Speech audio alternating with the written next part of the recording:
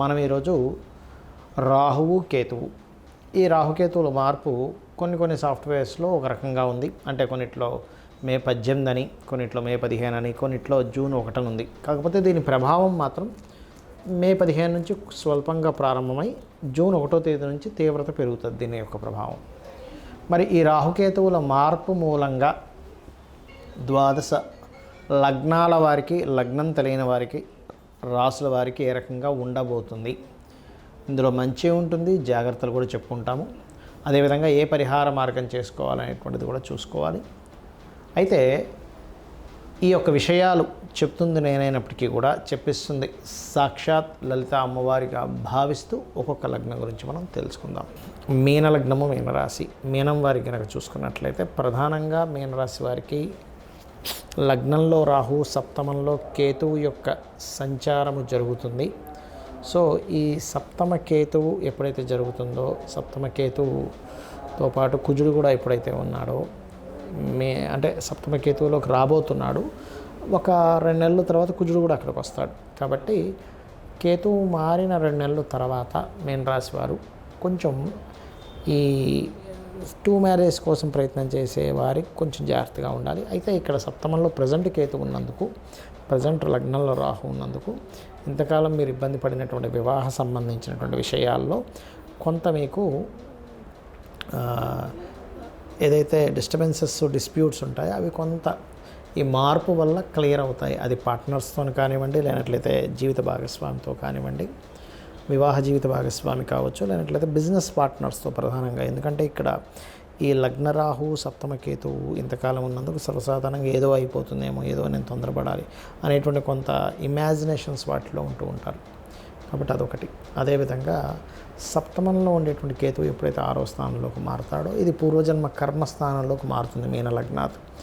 కాబట్టి సర్వసాధారణంగానే మీన లగ్నంలో జన్మించినటువంటి వారికి తండ్రితో పాస్ట్ లైఫ్ సంబంధించిన కొన్ని ఉండడం వల్ల తండ్రితోనే వీళ్ళ జర్నీ మొత్తం, అంటే సుఖం కానీ, దుఃఖం కానీ, ఒక మంచి కానీ, ఒక మిస్కమ్యూనికేషన్స్ కానీ తండ్రితోనే ఉంటూ ఉంటాయి. లేదా గవర్నమెంట్ వాటితో ఉండడం, మెడికల్ రిలేటెడ్ వాటితోనే వీళ్ళ లైఫ్ అంతా కనెక్ట్ అయి ఉంటుంటుంది.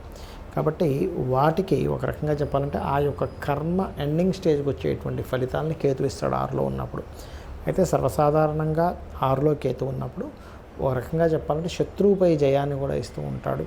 శత్రువు యొక్క సూక్ష్మమైనటువంటి విషయాలను తెలుసుకోవడం ద్వారా కూడా కొన్ని వాటిని క్లియర్ చేసుకుంటూ ఉంటుంది. కాకపోతే ఈ గ్యాస్ట్రిక్ ప్రాబ్లమ్స్, లేనట్లయితే కొంత ఈ హార్ట్ రిలేటెడ్ ఇష్యూస్ ఉండేటువంటి వారు కొంత జాగ్రత్తగా ఉండాలి. ఇక మీరు నిత్యము చేయవలసినటువంటి దేవతారాధన ఏమిటి అని చెప్పి చూసుకున్నట్లయితే, మీరు రాహుకేతు గ్రహాల దగ్గర దీపారాధన చేస్తూ రాజరాజేశ్వరి అమ్మవారి యొక్క ఆరాధన చేయడం అన్ని విధాల ఉత్తమము.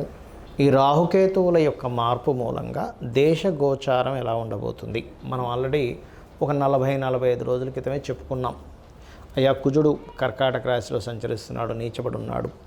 ఈ మిలిటరీకి, ఈ యొక్క దాడులకి, అదేవిధంగా రక్షణ దళాలకి, అందులో ముఖ్యంగా నేవీలో ఉండేటువంటి వారికి కారకుడు యూట్యూబ్లో ఉన్న వీడియోలు మీరు కనుక చూసుకున్నట్లయితే, అదేవిధంగా ఉగ్రవాదులకు కూడా నీచబడ్డ కుజుడు కారకుడు అవుతాడు. కాబట్టి అటువంటి దాడులు జరుగుతాయని చెప్పుకున్నాం. అదే రకంగా మహర్షులు మనకి అందించినటువంటి శాస్త్రరీత్యా జరుగుతూ వస్తున్నాయి. ఇది మన గొప్పతనం కదా, అమ్మవారి యొక్క అనుగ్రహం అంతా కూడా. అయితే ఇక్కడ నేను చెప్పేది ఒకటే, ఈ దాడులకి ముఖ్యంగా ఈ రాహుకేతువులు ఎప్పుడైతే రాహు మనకి కుంభంలోకి రావడము, కేతువు సింహరాశిలోకి ఎంటర్ అయ్యి కుజుడితో ఎప్పుడైతే కలుస్తున్నాడో, దీని మూలంగా మంచి ఉంది.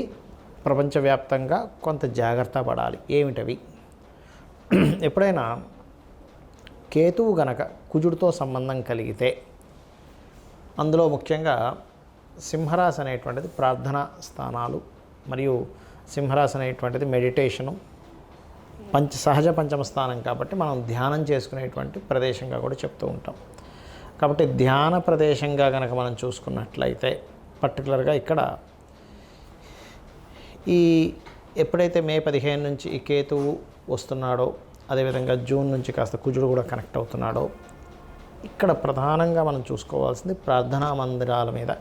ఇప్పుడు మనకి జరుగుతున్న అటాక్లన్నీ కూడా పహల్గాం దాడి తర్వాత కొంచెం ఈ స్పిరిచువల్ కేంద్రాల మీద, అది సిక్కులది కావచ్చు, లేకపోతే మన ఈ హైందవులది కావచ్చు, ఎవరిదైనా సరే ప్రార్థనా మందిరాల మీద ఆ యొక్క అటాక్స్ అనేవి జరుగుతాయి.